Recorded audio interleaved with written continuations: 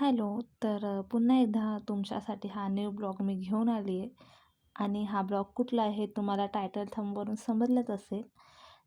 मी हा ब्लॉग इथूनच स्टार्ट केला आहे. आपण शेगाव मंदिरात आलो आहे. हे बाहेरचा सगळा एरिया आहे जिथे सगळे दुकानं वगैरे आहे आणि त्यानंतर आतमध्ये हा आहे असा एरिया आणि मग हे मुख्य द्वार आहे जेथून आपण आतमध्ये प्रवेश करू शकतो. आणि शेगावला गेलो आणि शेगाव कचोरी नाही खाल्ली असं नाही होऊ शकत. म्हणून आम्ही नाश्ता म्हणून शेगाव कचोरीच खाल्लेली तिथे. मग त्यानंतर पुन्हा आतमध्ये म्हणजे मंदिराच्या एक्झॅक्टली बाहेर हे असे सगळे छोटे-छोटे दुकान आहे. तिथे सगळ्या प्रकारच्या गोष्टी मिळतात. म्हणजे देव तर खूपच छान-छान होते. छोट्या-छोट्या मूर्त्या होत्या प्रत्येक एक देवांच्या. त्या खूप सुंदर होत्या. त्यानंतर आम्ही फायनली आतमध्ये प्रवेश केला. म्हणजे लाईनीत उभं राहिलो कारण की इथूनच लाईन सुरुवात होती आणि हे आतमधलं असं आहे.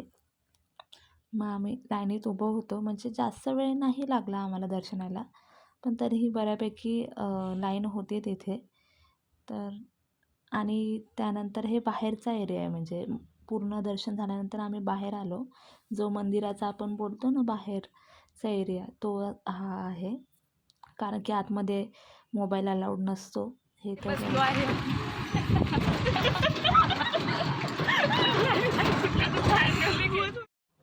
त्यानंतर आम्ही दर्शन करून निघालो आणि तुम्हाला मी मध्येच तो क्लिप दाखवला, पण तो खूप फनी होता म्हणून मी तो ॲड केला.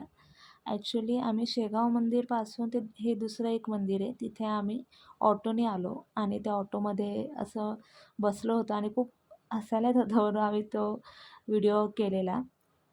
हे असं थोड्याच अंतरावर अजून एक असं मंदिर आहे, शेगावमध्येच आहे हे मंदिर. तिथे आम्ही आलेलो आणि छान आहे हे मंदिर.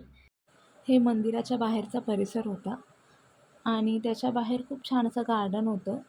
आम्ही खूप थकलेलो तिथे शेगावला खूप गर्दी म्हणजे लाईन होती ना त्यामुळे. माझ्या फेसवर तुम्हाला दिसतच असेल आणि आपण हा ब्लॉग इथेच एंड करूया. आय नो खूप छोटे-छोटे ब्लॉग होत आहे. पण तरीसुद्धा तुमचं प्रेम असंच राहू द्या आणि हा ब्लॉग कसा झाला हे सुद्धा नक्की सांगा. Thank you.